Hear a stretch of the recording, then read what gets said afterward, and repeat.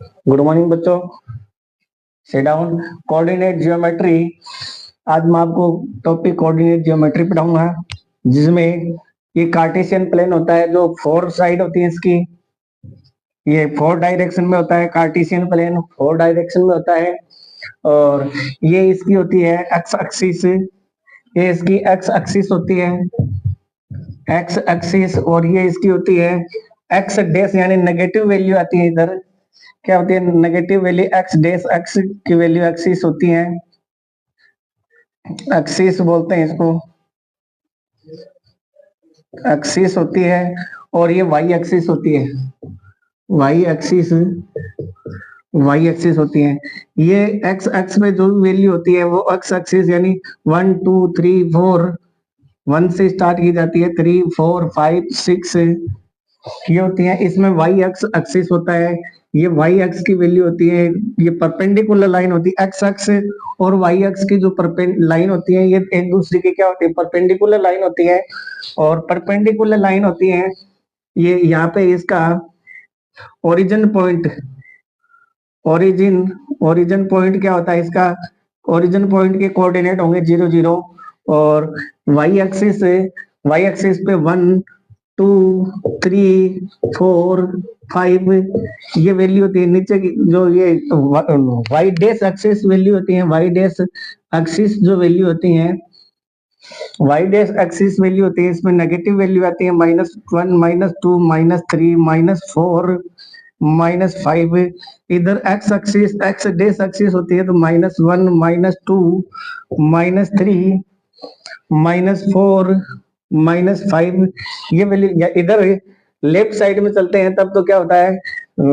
तब negative value थी, ये पॉजिटिव साइड में चलते हैं, एक्स एक्सिस की साइड में चलते हैं, तो ये क्या पॉजिटिव वैल्यू देता है, ये नेगेटिव, ये भी पॉजिटिव वैल्यू देता है। एक्स वाई एक्सिस और x y dash axis negative value देता है। एक्स एक्स वैल्यू को, एक्स एक्स वैल्यू को क्या बोलते हैं? ऑर्डिनेट बोलते हैं। क्या बोलते हैं इसको? Ordinate, ordinate. और वाई एक्सिस की वैल्यू को क्या बोलते हैं? वाई एक्सिस की वैल्यू को एब्सिसा बोलते हैं। क्या बोलते हैं इसको? एब्सिसा, एब्सिसा, एब्सिसा बोलते हैं।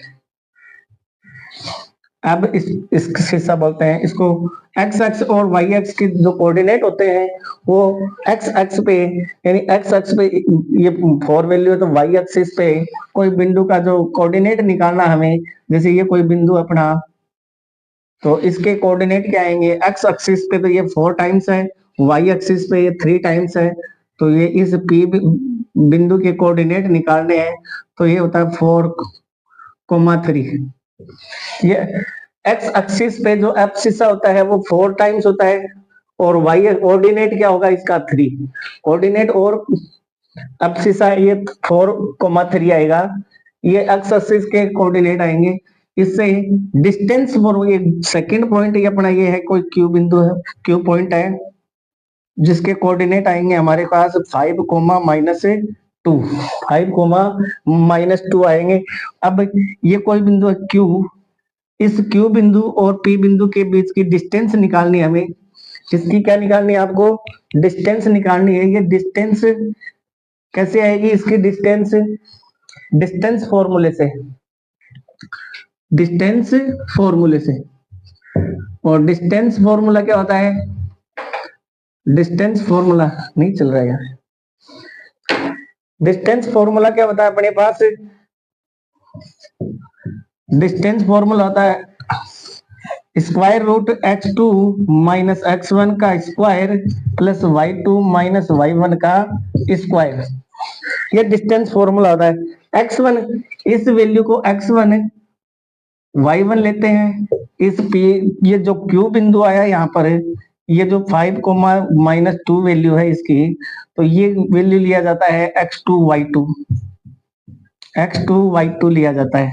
तो x2 ये x2 और x1 है, इसको क्या करोगे आप? इसमें डिस्टेंस फॉर्मूला लगा के इस p से pq को हम क्या करते हैं? कनेक्ट करवा देते हैं, यानी डिस्टेंस आ गई इसकी। जो pq की डिस्टेंस क्या आएगी? ये 5 5 माइनस 4 का स्क्वायर प्लस -2 माइनस 3 का स्क्वायर। इसके डिस्टेंस फॉर्मूले से क्या आया, ये 5 माइनस 4 है, 1 का स्क्वायर हो गया। यहाँ पे माइनस माइनस है तो दोनों माइनस माइनस माइनस देगा, और स्क्वायर के रीजन से क्या होगा, ये प्लस हो जाएगा।